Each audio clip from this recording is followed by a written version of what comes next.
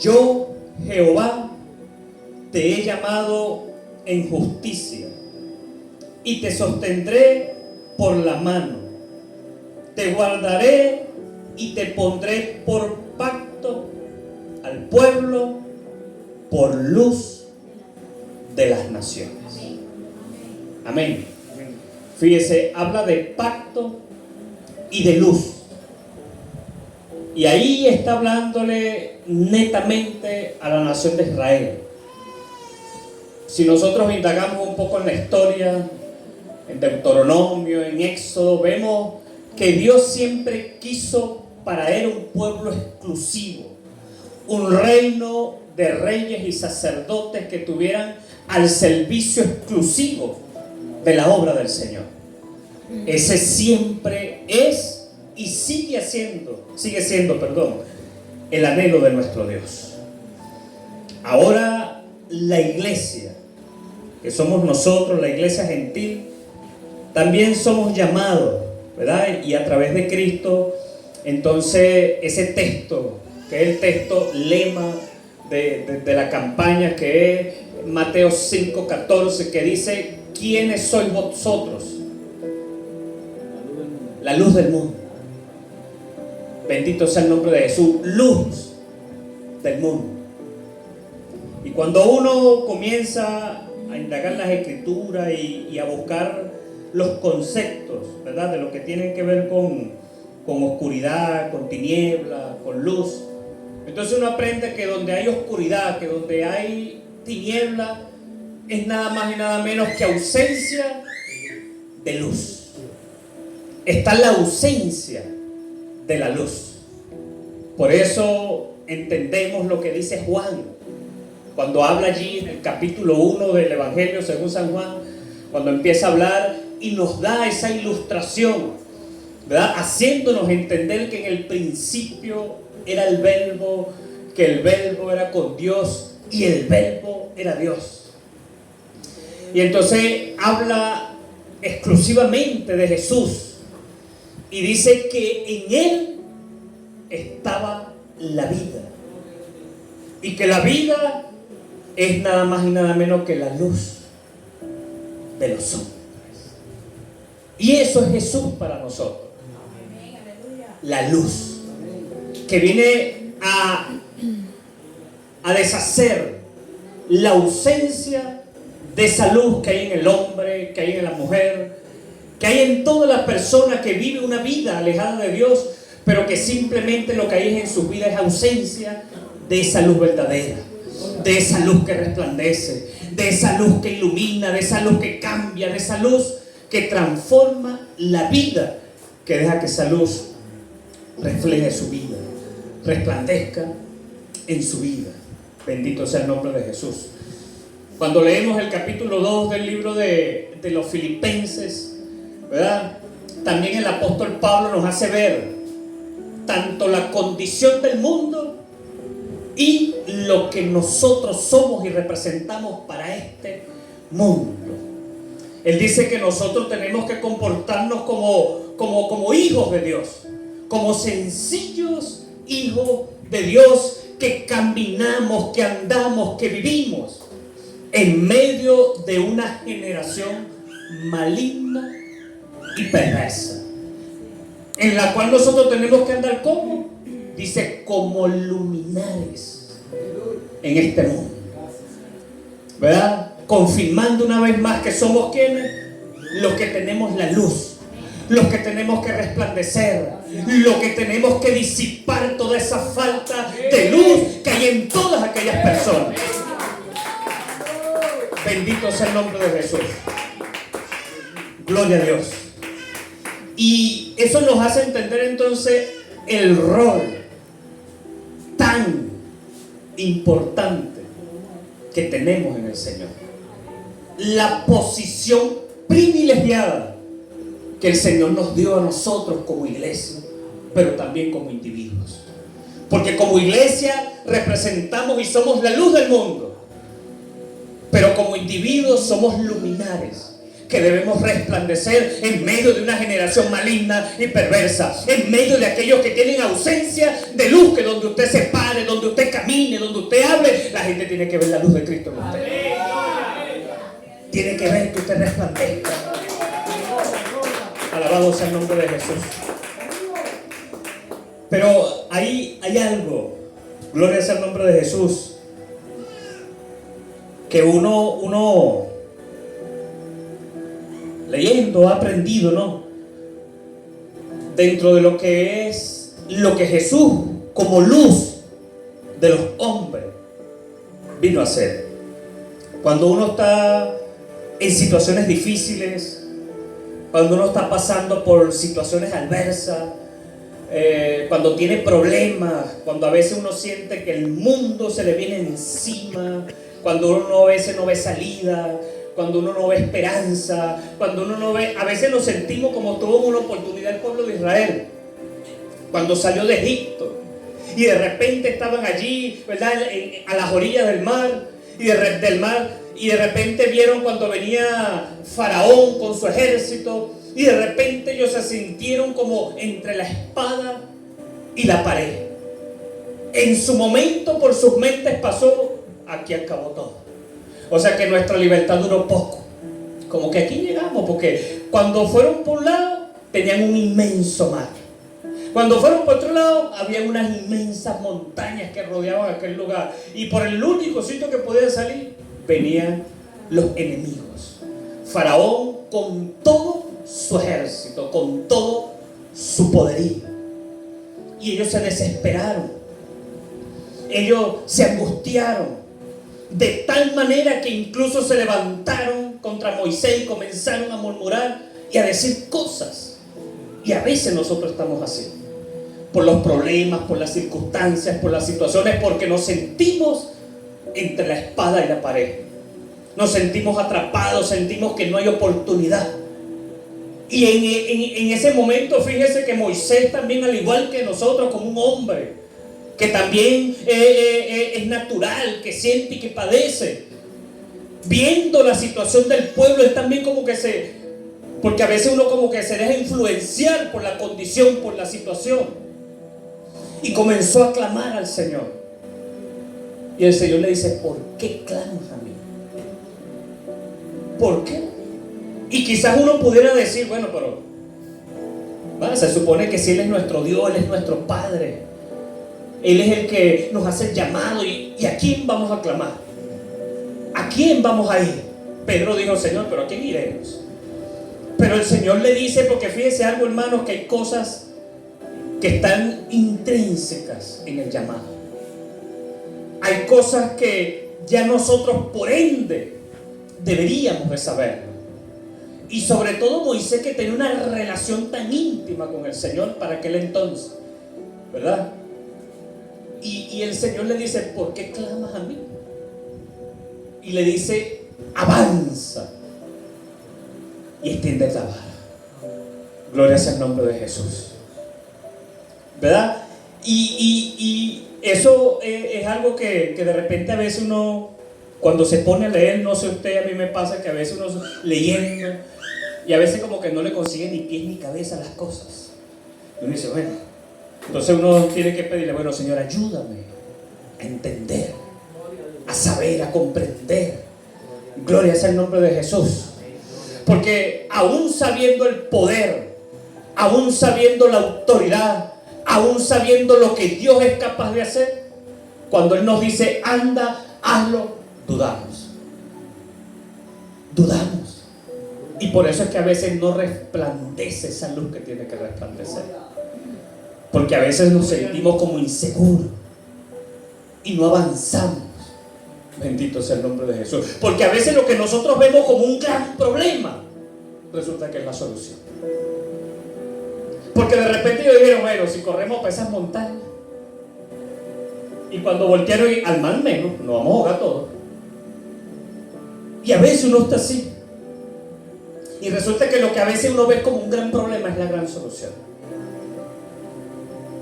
Y por eso es que a veces uno se ahoga, uno se desespera y no haya qué hacer, porque nos encontramos ante grandes montañas, ante un mar inmenso, y no, si me meto por ahí se acabó todo para mí. Y por eso entonces que Dios le dice: o sea, ¿por qué clamas a mí? Extiende tu vara y avanza. Avanza. Bendito sea el nombre de Jesús. Porque, mire, Dios, ¿verdad?, le dio una palabra a Moisés y le dijo al pueblo, o sea, no teman, Jehová peleará por vosotros y vosotros estaréis tranquilos. O sea, y lo que Dios va a hacer hoy, alabado sea el nombre de Jesús, les digo, lo que Dios va a hacer hoy, o sea, va a ser algo inédito. Porque los enemigos, la gente que nos persigue, que lo provieron, que le están causando perdón, que ustedes ven, los van a ver hoy, pero más nunca los van a volver a ver. Más nunca los van a volver a ver. Y esa es una manera de Dios mostrar esa luz que resplandece sobre toda situación oscura que nosotros podamos estar pasando. Y ellos como que no entendían la grande salvación que Dios iba a hacer en ese instante. Bendito sea el nombre de Jesús. Hasta que vieron, hasta que Moisés como que entendió. Porque a veces cuando uno como que se detiene es porque como no entiende. Y lo que ellos, o sea, lo que nunca pasó por sus mentes, lo que nunca se imaginaron que Dios iba a hacer fue lo que pasó. Que aquel inmenso mar se abrió en dos para que ellos pasaran en seco. Alabado sea el nombre de Jesús. Para que ellos pasaran en seco, hermano. ¿Usted se imagina eso? O sea, no es cualquier cosa. Quizás uno lo lee, uno lo piensa y dice, pero cuando usted le mete física, ciencia, tecnología, cabeza y le echa coco, usted dice, santo. Puede ser cuántos kilómetros, yo no sé si usted, pero yo me he dado la tarea de estudiar los kilómetros, ¿verdad?, la cantidad de agua, ciertos cálculos que hacen los estudiosos, la gente que le gusta, y de repente usted se imagina estar parado prácticamente donde era el fondo, que usted hace su mirada así, ve una montaña de agua inmensa así, y que usted pueda ver para allá y pueda ver para acá. O sea, no es cualquier cosa. Yo no sé usted, pero a mí me gusta analizar cada uno de esos detalles, imaginarme yo en ese sitio viendo ese muro de agua así y observar la grandeza del Dios al que yo le sirvo, la grandeza del Dios al que le estamos sirviendo. Porque, hermano, esas son cosas asombrosas donde usted ve la grandeza de ese Dios poderoso, donde el por qué entonces la Biblia dice que Él es la luz que resplandece. Jesús dijo, yo soy la luz del mundo, pero después nos dio ese título a nosotros, vosotros, o sea, es decir, ustedes son la luz de este mundo. Ustedes son la luz de este mundo. Y a veces los problemas nosotros los vemos así como ese hecho que les estoy narrando.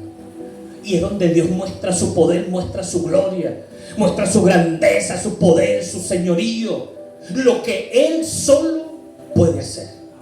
Y que si nosotros creemos cosas mayores, dijo Jesús, que nosotros íbamos a hacer y que íbamos a ver también. Entonces parece que a veces nuestra fe como que mengua, como que limita, porque las dudas. A veces creemos que los problemas que nosotros tenemos ahorita como que son mayores que lo que ellos tuvieron en aquel tiempo. Y resulta que nosotros estamos viviendo una época donde la luz del cielo ha resplandecido más que nunca sobre la humanidad y sobre esta tierra. Porque en este tiempo, hermano, nosotros estamos viviendo en el tiempo de la gracia, donde nosotros tenemos lo que ellos no tuvieron, donde nosotros gozamos del privilegio que ellos no gozaron, y vivieron una fe genuina, y estuvieron dispuestos a morir, estuvieron dispuestos a hacer lo que fuera necesario con tal de agradar a Dios. Porque si usted lee, se da cuenta que Moisés no tenía el Espíritu Santo, el pueblo de Dios no tenía el Espíritu Santo. Era una epifanía, algo que como usted prendería a apagar la luz, y venía el hombre de Dios, el profeta, y le traía la revelación, y se manifestó con gran poder, con gran autoridad, hacía que su luz resplandeciera de una manera tal que cada vez que ellos veían oscuridad, que veían tinieblas, que veían que no había salida, entonces venía la luz y resplandecía con gran poder y hacía grandes cosas. Y ahora, hermano, mire, nosotros tenemos lo que ellos no tenían, gozamos del privilegio por el que ellos pelearon y lucharon. Y aunque no lo alcanzaron, murieron dándolo todo por algún día verlo. Y hoy nosotros gozamos de ese privilegio a través del pacto de la gracia. Y a veces como que... Ahora mire esto, algo que le quiero ilustrar. Cuando Jesús murió en la cruz del Calvario, y haciendo como una referencia a eso, lo que nosotros vemos o alguien ve, cuando usted analiza, por lo menos el profeta Isaías fue el profeta mesiánico, ¿verdad? Uno de los profetas mesiánicos que más habló de las profecías y profetizó acerca de Cristo. Por lo menos un día yo leyendo al final del capítulo 52 y empezando el 53, habla de la gran gloria. Y yo decía, pero ¿cómo es eso?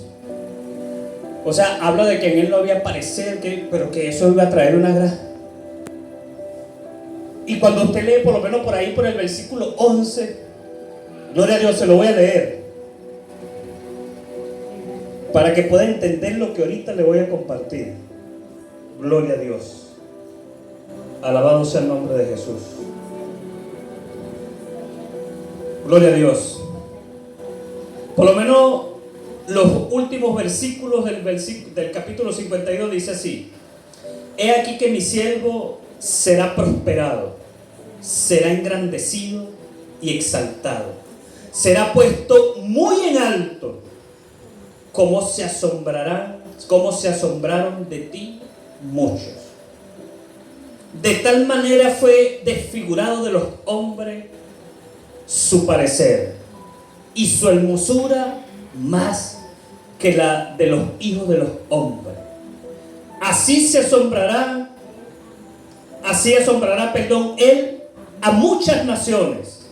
Los reyes cerrarán ante él la boca, porque verán lo que nunca les fue contado y entenderán lo que jamás habían oído. Se lo dijo primero Israel en Isaías 46:6, y ahora aquí lo está diciendo a través de Cristo. Pero la primera vez que yo leí esto, yo decía, por lo menos lo que dice lo primero, yo decía, mi siervo será prosperado, será engrandecido, exaltado, y después me dice que fue desfigurado, que en él no había aparecido. Santo, ¿cómo es eso? Y sabe, a veces eso a nosotros nos cuesta, porque nosotros decimos que tenemos fe, nosotros decimos, sí, la Biblia dice que yo soy la luz del mundo, que yo soy la sal de la tierra, que yo soy esto. Pero cuando vienen situaciones adversas, situaciones difíciles, cuando tenemos problemas en la casa, con los hijos, con el trabajo, con los vecinos, con situaciones, como que se nos olvida. O sea, y a veces se nos olvida que cuando suceden acontecimientos donde parece que todo es oscuridad, que todo es tiniebla, lo que se está gestando detrás de eso, hermano, es algo glorioso y grandioso que Dios quiere hacer. Porque en ese momento pareciera que la luz de Cristo como que se aleja de nosotros, y por donde vemos parece que hubiera oscuridad, y no, sino que simplemente es un momento donde hay una ausencia de luz que está esperando el momento exacto para pasar el switch y todo se disipe. Por eso dice que, ¿verdad?, las tinieblas en la luz no resplandece. O sea, cuando la luz resplandece, la tiniebla tiene que ir. Bendito sea el nombre de Jesús. Y mire, a partir del versículo 11, entonces ahí narra todos los sufrimientos y todas las cuestiones por las que Jesús tuvo que pasar, que tuvo que tolerar. Gloria a Dios. 10, el 11 dice: verá el fruto de la aflicción de su alma y quedará satisfecho. Por su conocimiento justificará mi siervo justo a muchos, y llevará las iniquidades de ellos. Por tanto, yo le daré parte con los grandes y con los fuertes repartirá despojo, por cuanto derramó su vida hasta la muerte y fue contado con los pecadores, habiendo él llevado el pecado de muchos y orado por los transgresores.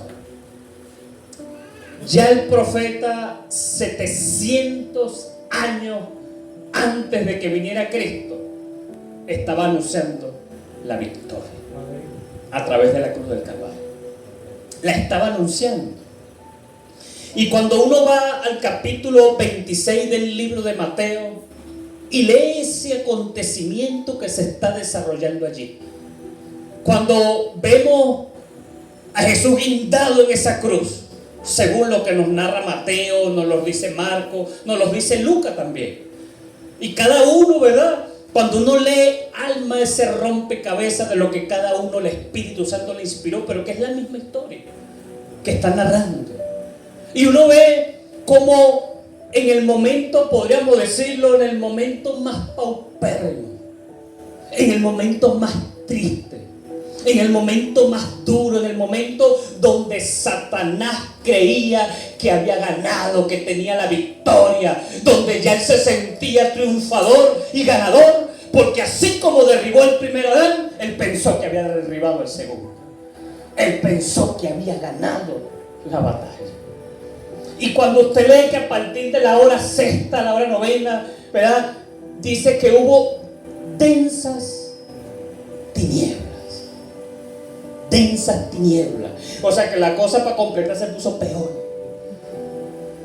A pesar de que imagínense toda la gente que creyó en Jesús, toda la gente que puso en él su esperanza, toda la gente que dijo, como que es el hombre, este es el que yo estaba esperando, este es que, porque muchos, ¿verdad?, creyeron en él. Incluso otros que estaban agazapados allí, que estaban entre los fariseos calladitos, cuidando su posición, pero albergaban en su corazón la esperanza de que él viniera según el concepto que ellos tenían, que acabara con el imperio y que se levantara como un gran guerrero, con un triunfo. Pero el problema era que ellos albergaban esa esperanza, pero tenían una mala percepción de cómo iba a ser la victoria. Y ese es el problema que tenemos nosotros, que a veces tenemos una mala percepción de cómo tienen que ser las victorias que nosotros vamos a obtener en Cristo, porque no es a lo que uno está acostumbrado a ver. Y por eso ocasionó que ellos no recibieran aquel que era la vida y la luz de los hombres, que no permitió que ellos de repente dijeran, sí, chicos, nosotros creemos en él es el Mesías. Porque habían fariseos que pudieron haberlo hecho, pero por miedo, por temor, por mantenerse apegado a una posición, no quisieron hacerlo. Y hoy sigue pasando lo mismo. Sigue pasando lo mismo. Hay gente que por temor, por miedo o por mantenerse enchufado en una posición, no quieren hacer las cosas como tienen que ser. Bendito sea el nombre de Jesús. Y ahí estaba. Vinieron incluso a desafiarlo. Bueno, tú no dices que Dios está contigo. Sálvate y bájate de esa cruz. Demuéstranos que de verdad eres el Hijo de Dios. Y sabe algo, mis hermanos, que a veces también nosotros nos comportamos como fariseos cuando le decimos, bueno, Señor, pero si tú de verdad eres mi Dios, mira mi situación, porque no haces nada. Y pareciera que fuéramos uno de esos que le está diciendo, bájate de la cruz, pues, demuéstranos que de verdad eres tú. A veces le decimos al Señor, demuéstrame, pues, con nuestra actitud, con nuestra manera de comportarnos y de dirigirnos a aquel que nos rescató de la inmundicia, aquel que metió su mano donde nadie la metía, en el muladar, y se llenó, podríamos decir literalmente, las manos de excremento para sacarnos de la suciedad y ponernos ahora como hijos de luz. ¡Aleluya! Y a veces lo retamos como cualquier fariseo. Bendito sea el nombre de Jesús. Y le decían improperios y le decían cosas y lo desafiaban.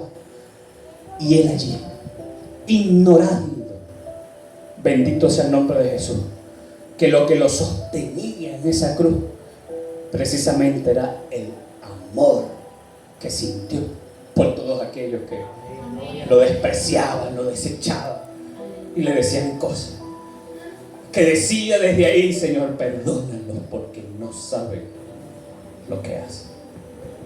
No saben. Y a veces nosotros no sabemos lo que decimos y lo que hacemos. Bendito sea el nombre de Jesús. Y mire, gloria a Dios, yo he escuchado predicadores, ¿no? Y bueno, y hoy lo escuché, y esto, cuando uno lee, yo no sé si usted en algún momento se ha sentado a leer y analizar el Salmo 18. Si lo ha desglosado, esmechado, si se ha sentado Pero el Salmo 18, alabado sea el nombre de Jesús, y el segundo libro de Samuel, el capítulo 22, nos narra lo que aconteció en el Calvario. Nos narra lo que aconteció en el Calvario. Usted también lee el Salmo 22 y ahí David también fue un profeta, aparte de rey, fue uno de los que cuando él se entraba en la presencia y comenzaba a hacer esos salmos, a cantarlos, profetizó mucho acerca de Jesús. Y allí, gloria a Dios, él dice algo, o narra algo, o nos da una gran verdad. Yo creo, hermanos, mire, ve, aparte de lo que pasó en el Sinaí, cuando usted lee en el libro de Éxodo, capítulo 20, viene desde el 18, ahí en el Sinaí, nosotros vemos la expresión o la manera en que Dios estuvo pero tan cerca de la tierra, pero que su gloria, que su santidad, que su luz que resplandece, cuando tocó un pequeño pedacito de la tierra tembló y se estremeció de tal manera que es algo asombroso. Que dice que los que estaban allí, que fueron convocados, usted lee ahí, dice el terror del pueblo, o sea, la gente estaba aterrorizada por lo que allí estaba aconteciendo. Por eso se estableció un límite, para que ni los animales traspasaran ese límite. Porque es que, hermano, mire, la santidad, el resplandor de la gloria, de la luz de Dios, es algo que, bueno, que es inaccesible para nosotros. Y ahí yo me preguntaba, ¿por qué si la Biblia dice que Dios es luz, por qué donde Él aparece en tinieblas? Y el Salmo 18 nos da la respuesta. Porque Él pone nubes por escondedero, por el resplandor de su gloria, por su santidad, porque el resplandor de su luz es tan santa, tan brillante, tan clara, que donde hay pecado, donde hay inmundicia, si toca ahí, todo lo acaba y lo pulveriza. Alabado sea el nombre de Jesús. Y por eso digo que aparte del Sinaí, que fue el momento donde nosotros podemos leer la Biblia, donde Dios estuvo cerquita de la tierra, donde Dios se acercó y hubo truenos, relámpagos, rayos, se estremeció y hubo algo que tanto era así, que decía, cosa terrible es esta. Dice, usted lee Deuteronomio, lee Éxodo, y la expresión de la gente aterrorizada por la presencia de Dios.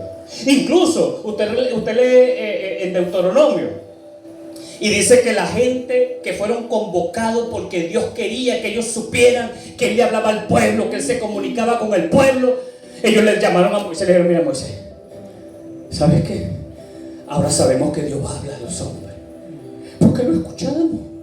Pero ¿quiénes somos nosotros para que escuchemos su voz y vivamos? Porque somos hombres. Y ¿sabe algo? Dios mismo los convocó porque quería que los escucharan. Y ellos le dijeron a Moisés, ¿sabes qué? Mejor anda tú, que te hable a ti, y nosotros nos quedaremos aquí, porque ¿quiénes somos? No sé, porque no sé, que escuchemos la voz y muramos, la voz de Dios y vayamos a morir. Entonces anda tú, que te hable a ti, y después tú vienes y nos dices a nosotros, y nosotros obedeceremos todo lo que Él te diga. Y Moisés va y le dice al Señor, y el Señor le dice: ¿quién diera que tuvieran tal corazón que de verdad me obedeciera e hicieran todo lo que yo les digo? Imagínense ese